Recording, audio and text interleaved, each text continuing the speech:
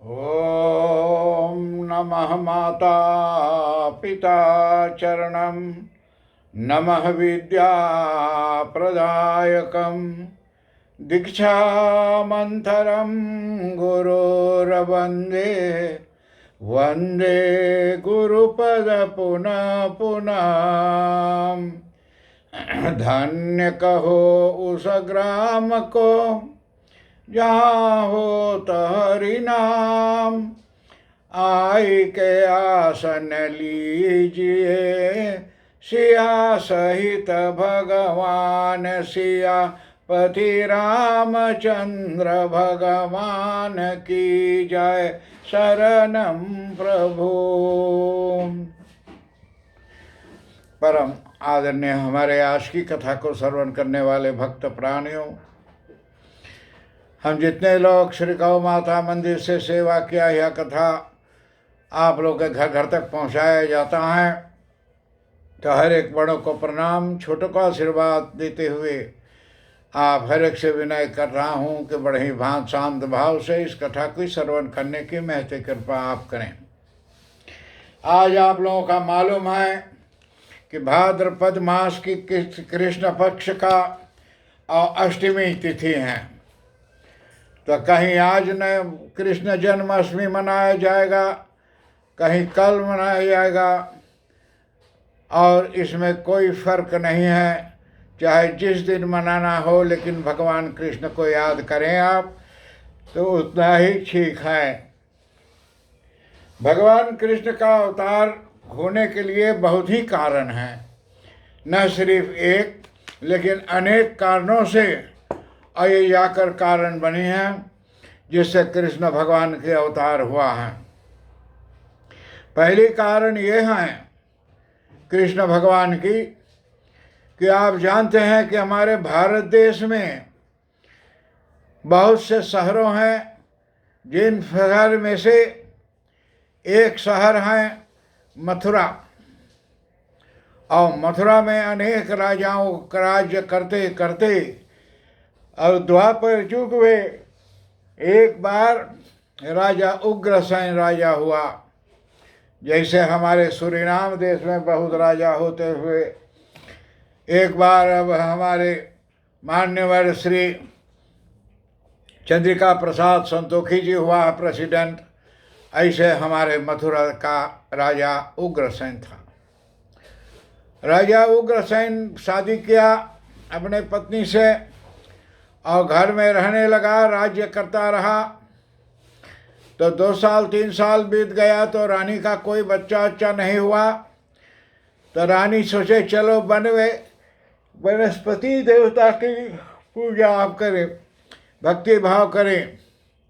तो अपने सहेलियों को लेकर रानी गई भक्ति करने के लिए, और जा करके रानी जब बहुत वन जंगल में चला गई दूरे, तो वहाँ क्या देखता है कि एक कुआं है, खूब बड़ी अच्छा सुंदर ठंडा पानी है, और घाम तो इतने था जितना आज हमारे हॉलैंड में है, 2-3 दिन से होता है।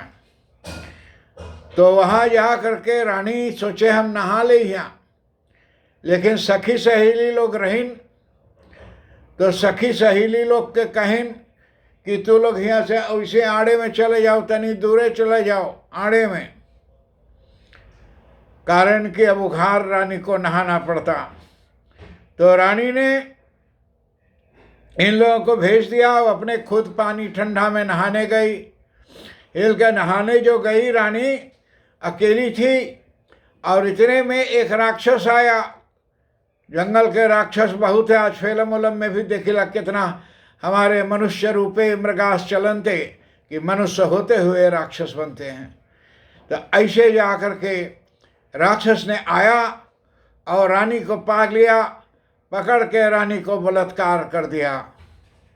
रानी बलात्कार हो गई तो राक्षस भाग गई, और रानी घर आया तो पता चला 2-4 दिनों के अंतर्गत में कि रानी का गर्भवती हो गई। तो रानी बात राजा से छिपा लेन, और देखो छिपाना क्या है, जब दो प्राणी में जा करके छल कपट रहता है तो वो घर कभी सुख शांति से नहीं चल सकता है। घर में सच्चाई रहना चाहिए दो प्राणी के अंदर सब कुछ। तो राजी से छिपा लिया और थोड़ा दिन होते होते 9 महीने 10 महीने में लड़का का पैदा हुआ। और लड़का का पैदा हुआ तो ऐसा नक्षत्र था, लगन मुहूर्त घड़ी, कि उनका नाम क से पढ़ना चाहिए। तो उनका नाम कंस रखा गया। कंस ने धीरे धीरे बढ़ते बढ़ते सयान हो गया। तो राजा के घर में बेटी नहीं था तो अपने भाई की बेटी को राजा पोसता था, अपने घर में लेकर के पोसती थे। बेटी भी सयान हो गई तो राजा ने सोचा बेटी के शादी करने के लिए कुछ प्रयत्न करें। तो कंस को बुला करके बोलता है कि कंस, तेरी चचेली बहन बड़ी हो गई हैं, अब इनकी शादी करना है। कंस बोलता है पिताजी, आज मैं इतना खुश हूँ, इतना गज भर छाती भर गज खुशी हूँ कि मेरी बहन की शादी होगी।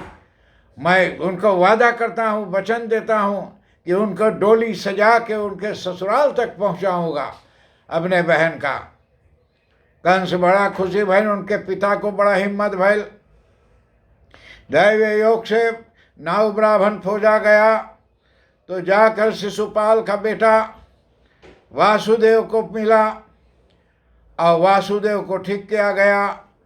और इधर बेटी देवकी नाम थी तो देवकी का वासुदेव का शादी हो गया।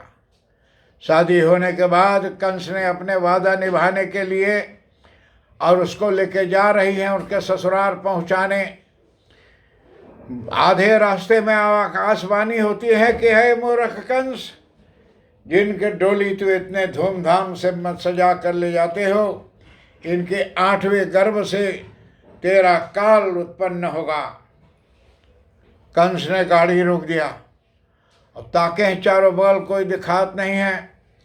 तो ये आकाशवाणी पर कंस को बहुत जा करके और चिंतित पड़ा और गाड़ी से रथ में से अपने बहन देवकी को नीचे उतार, उनका झोंटा पकड़ लिया, तलवार उठाया काटने के, उनके गले काट दूं। इधरे में वासुदेव बोलता है कि कंस, अज्ञानता मत करो, आपके काल तो 8वें गर्भ से है। मैं आपको वचन देता हूं कि जय बच्चे पैदा होंगे सब आपके सामने ला के धरूंगा। कंस को समझाया बहुत, तो समझ विद्वान लोग समझाते हैं, कुछ तो समझ में बैठता है। तो कंस के जाकर वासुदेव कंस के विचार में ये बात बैठा, हाँ ये तो ठीक है, 8वां गर्भ से है काल हमारा।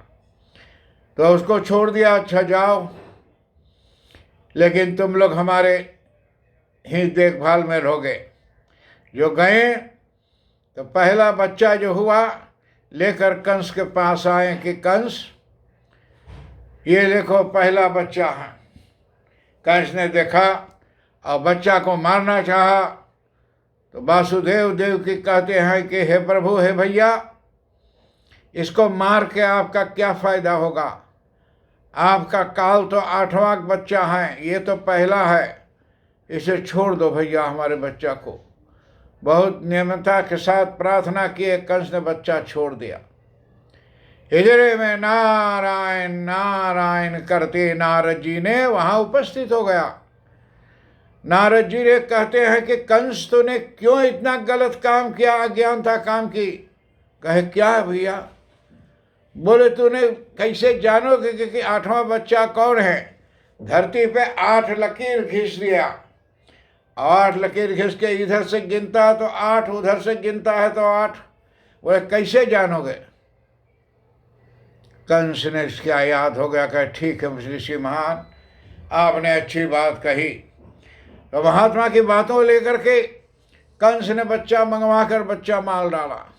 दूसरा, तीसरा, छठवां, पांचवा, छठवां, 7वां बच्चा यानी व्यर्थ हो गई, यानी गिर गई, नहीं बच्चा पैदा भई।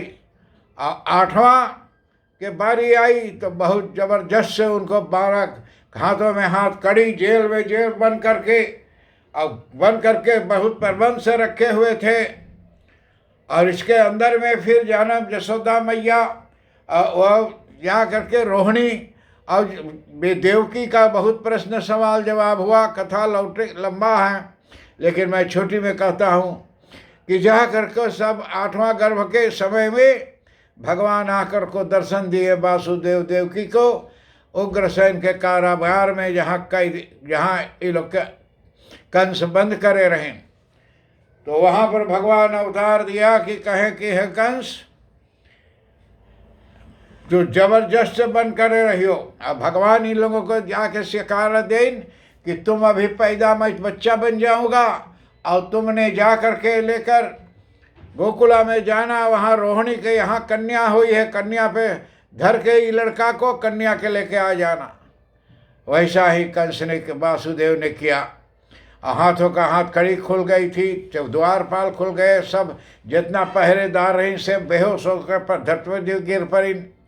तो ऐसे ऐसे हालत हुआ, और सबको ले जा करके इतना में लाकर यहाँ जैसे घर में पहुँचा कारागार में, जेल में, वैसा ही आकाशवाणी है कि कंस तेरे मारने वाला गोकुला में जन्म ले चुका है। तो गोकुला में जा करके ये रोहिणी जो थी, तो वहाँ से बच्ची यहाँ लाई थी। भगवान बोले कि कंस बोले, वासुदेव देवकी बोले कंस से कि तेरा काल तो बच्चा से है, ये तो बच्ची है। वहाँ की लड़की उठा लाई थी रोहिणी का, और वो आदि शक्ति भवानी थी, लेकिन फिर भी उसको पटक के मारने को कोशिश किया, वो उड़ गई, हाथ से निकल गई। तो कंस ने बहुत सोचा, अपने सिपाहियों को भेजा कि जाओ सारा कंस, सारे गोकुला में जितने लड़का 10-12 दिन के अंदर में पैदा भाई सबको मार डालो।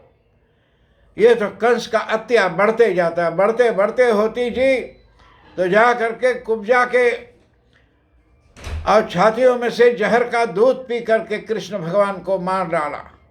कथा लंबी चौड़ी है। अभी मैं सोचता हूँ कि शाम को राधा कृष्ण मंदिर में जरूर पंडित विधान से और लंबा चौड़ा बताएंगे, कारण मेरा तो समय हो गया है। तो इसी से मेरा कथा छोटी के रूप में मैंने बताया। अगर लंबा में बताता तो 2-3 बार में एक कथा खत्म होता। और कल आप जानते हैं गोवर्धन पूजा है, और गौ माता मंदिर में गोवर्धन पूजा कल शाम के पहर में होगा। तो आप लोग जिनके आना हो तो आप लोग आने की महती कृपा करें। और शाम को 5 बजे से गोवर्धन भगवान के दूध, अर्घ, फूल, पान, प्रसाद चढ़ाने के विचार हो तो आप सभी लोग आइए, और फिर देखेंगे मौका कैसा है, तो फिर गोवर्धन भगवान की हम परिक्रमा करेंगे। उसके बाद में परसों बृहस्पतिवार है, तो गुरुवार से हर गुरुवार को बिफ्फे के दिन शाम को 7 बजे से 8:30 बजे तक रामायण का यहाँ कीर्तन समाज चलेगा, रामायण का परिक्रम रहेगा। तो हम लोग जा कर के सब मिलकर करें। और अभी शाम को 4 बजे से आप सुने हैं राधा कृष्ण मंदिर में पूजा पाठी शुरू हो जाएगा। जिनके विचार हो फूल पान प्रसाद लेकर आने को, सब समय पर आइए। आज के लिए हर एक बड़ों को प्रणाम, छोटों का आशीर्वाद प्राप्त हो। ओम शांति शांति शांति, हरिओम।